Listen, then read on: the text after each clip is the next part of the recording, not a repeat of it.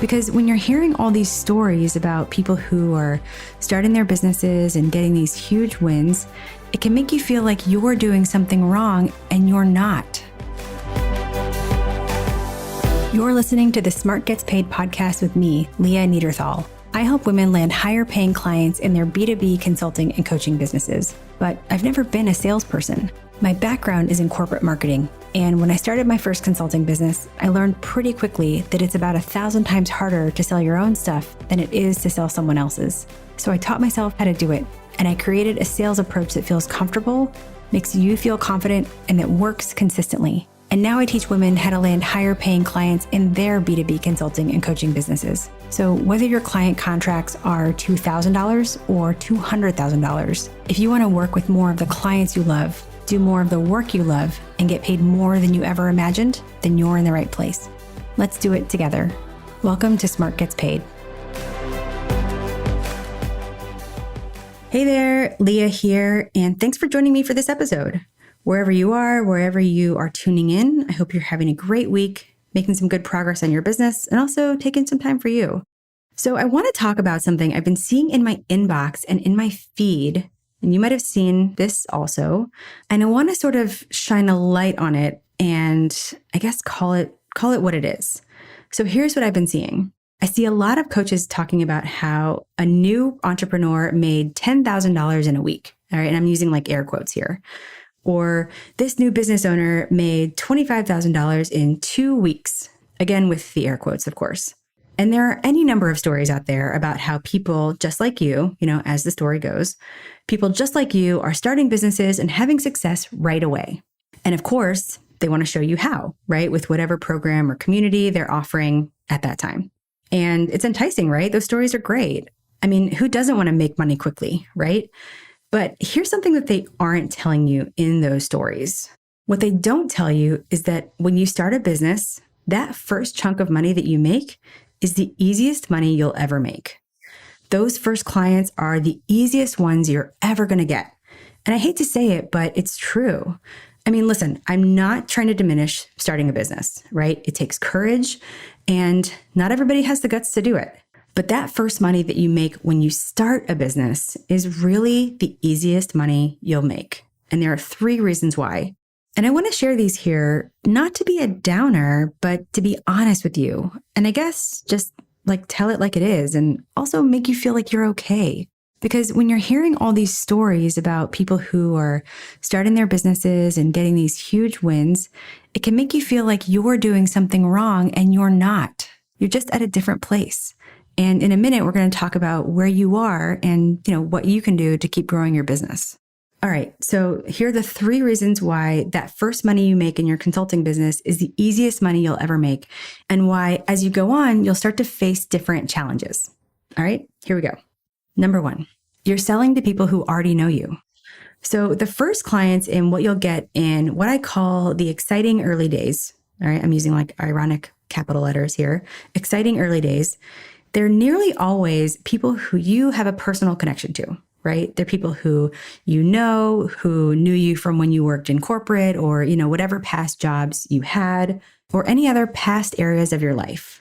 They're people who already know how good you are, or they come through word of mouth from those people who know. And that's exactly how you should be getting clients in those exciting early days, from within your network. So I'm not trying to knock it. That's exactly what you should be doing. But those people are what we call super warm. They already know how good you are because they either had firsthand experience working with you, or they were referred by somebody who had firsthand experience. And when you start the sales process with the super warm lead, you actually don't have to do that much selling because they're already pre-sold. And now that doesn't mean that every introduction turns into a client, but it does mean that everyone who's introduced to you already has what we call the know, like, and trust factor. They know you, or they're getting to know you, they like you, and they trust you because they were referred by somebody else. And since you're starting something new, then a lot of the time they want to help. So that's the first wave of clients you'll get. And everybody has that first wave. What's harder, though, is what happens after that first wave of clients is over. What's harder is continuing to get clients through word of mouth as time goes on, either from that same group or through that same group with the addition of some people that you meet along the way. What's harder is getting clients who didn't work with you in your past jobs, your corporate career, or who don't have a history with you. That's when the real test of can you get clients actually starts. So that's number one. In those exciting early days, you're selling to people who already know you. Number two, the second reason, you have the benefit of newness. When you're just starting out, you're new. Your message is new. It's really exciting, right? People are hearing about you and what you do for the first time. And you have at your disposal the single most effective tool for getting people's attention, which is the announcement email. It's the one that goes, I've left company and here's what I'm doing now. I mean, I definitely sent an email like that when I started my business, and I encourage everybody to do the same. And who do you send that email to? People who already know you. So it's a warm, receptive audience. And because you're new and your business is new, whatever you say about your business stands out. And like I said, people want to help you. They know you, they want to support you, and you're new. What's harder though, is when you're not new anymore. When you've been running your business for, a few years and you don't have the benefit of newness or something exciting to announce to get on people's radar. What's harder is when you've been talking about what you do for years. So for old people who have been hearing about it for a while, you need to stay top of mind. But you also need to keep building your audience, and you can't rely on that newness anymore. You have to rely on your positioning and your content to get and stay on people's radar. So, you need to position your work as a painkiller, the solution to your client's number one problem. And you need to communicate your value. And you need to use your content to illustrate the value you provide and educate your audience and nurture them from cold to warm and help them through their own learning process until they're ready to work with you. That's how it works. That's business development in a nutshell. And that's when you start to find out whether your painkiller statement and your messaging and your content, are they good or not? Does it work? Because that needs to work hard for you when you don't have newness propping you up anymore. And number three, you'll take on any client. So just to be clear, I don't mean that as an insult, because in those exciting early days, that's exactly what you should be doing. In that first year to 18 months or so, you should take any client that comes your way. That's so that you can figure out who you like working with and what you want to do more of and what you never really want to do again. When I started the business that became Smart Gets Paid in 2015, I was really working in more of a consulting capacity, super hands-on, doing things inside my clients' businesses. And I was offering them anything and everything that related to what I'd been doing before. So, all the marketing, all the sales operations. These are the things I knew how to do and my clients needed them, so I offered them to my clients. And I think it was after my third CRM implementation that I realized I really, really dislike implementing CRMs. And then there were other things where I realized, I just don't want to do that again. So I was able to really whittle down the things I liked doing. And that's what I think everyone should do when they first start a consulting business. But what's harder as you go on is after that first phase where you'll take on any client. What's harder is when you know who you want to work with and what you want to be doing, you just don't know how to get more of them, how to get more clients like that. And it's no longer about taking on any client for any price, right? It's about making your work more profitable, getting paid way more for your work so that you can not only match your corporate salary, which in those exciting early days is the first milestone you aim for, but after that first phase of client, it's about getting paid way more so you can far exceed your corporate salary and really support the life that you want. So those are the reasons why the first money you make as a consultant is sadly the easiest money. And I hate to say it, maybe I'll piss some people off here, but coaches who help new entrepreneurs start businesses, coaches who work with women in those, exciting early days, I hate to say it, but they kind of have it easy because in those exciting early days, you can take almost any action at all and you'll get a big win, or it'll feel like a big win. Literally, you'll get what feels like a huge return from doing anything because at that point, they're starting from zero. Just as an example, around that time in my business, I was sending newsletters for the first time. And I was blown away because my newsletters got a 66% open rate. But guess what? I was sending them to 12 people. That's what I'm talking about. You can take almost any action and feel like you're on the right track and get that dopamine hit that tells you that what you're doing is working. It's the messy middle that's harder. The messy middle. And if you're listening to this and you're nodding your head, then you know what I'm talking about.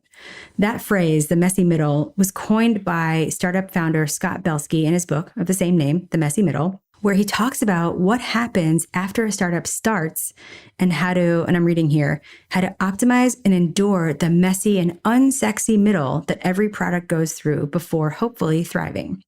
So for our purposes, the messy middle comes after those exciting early days, after you've been running your business for at least 18 months or so.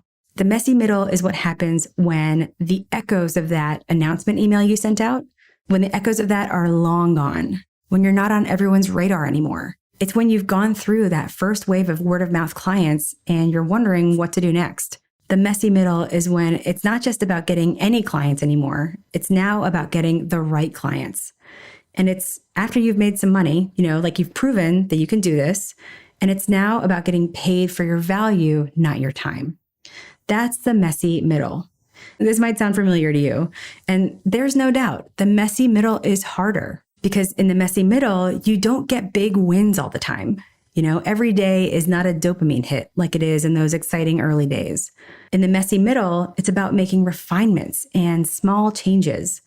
It's about looking at what's gotten you here so far and installing new behaviors and strategies that'll get you to the next level.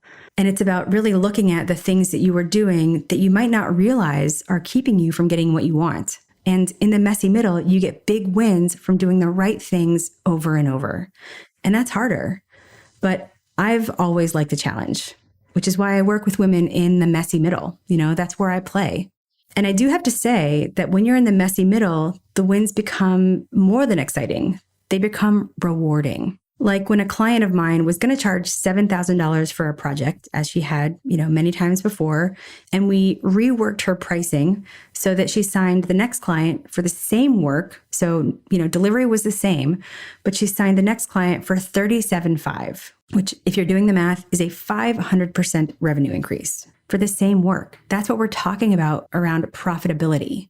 Or another client of mine who'd only gotten clients through referrals and word of mouth, which is fine, right? But she never quite knew when they were going to come. So she started showing up on LinkedIn using the LinkedIn strategy that I teach. And because of that strategy and the content she's posting there and how she's helping people learn about her, she gets people in her network making referrals and introductions to her on the regular. And she gets clients reaching out to her, like people she's never even spoken to, who have been following along on her content and want to work with her.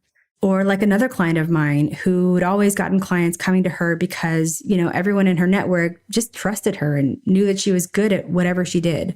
It was always like, go talk to so-and-so, right? Just the cure for whatever ails you. And that meant that she had steady work, but the work was a little all over the map. So some of it was in her zone of genius and she loved, but some of it she took on just because it came her way. And it also came from people she knew and she trusted, but the work itself wasn't all that fulfilling. And so when we got her positioning and her painkiller statement dialed in, clients started finding her and getting referred to her for the exact things and the exact work and the services that she really wanted to be doing. So like I said, in the messy middle, big wins come from keeping what's working and making it better, finding what's not working and fixing it, and doing the right things over and over. Now, don't get me wrong, those big actions in the exciting early days, those make a new business. But the work we do in the messy middle make a sustainable and profitable business. So if you're in the exciting early days right now, my advice to you is seize it. Squeeze every ounce of value out of it and have fun with it. Use what I've shared here. Send out an announcement email. Leverage your network. Get loud about what you're doing now. Take on any client so you can see what you like and you don't like. This is a really special and unique time. And if you're in the messy middle right now and you're wondering okay, so what do I do with all this? I want to tell you that you're in a great place because now we get to figure out what's working and make it better. We get to figure out what's not working and we can fix it. And we get to actually start to craft the business that you have into the business that you want. And because you're not in take everything and do everything mode, which is a really reactive place to be, you can start to get proactive. You can start to get intentional and purposeful about what your business looks like and how you want it to support your life. So ask yourself 3 questions. First, what would it look like to do more of the work that I love? Second, what would I do with more money coming from my business? And third, what would I do with more freedom and time outside of my business? And then with the answers to those questions, you can start to make the right changes and grow a sustainable, profitable business that supports that life, your life.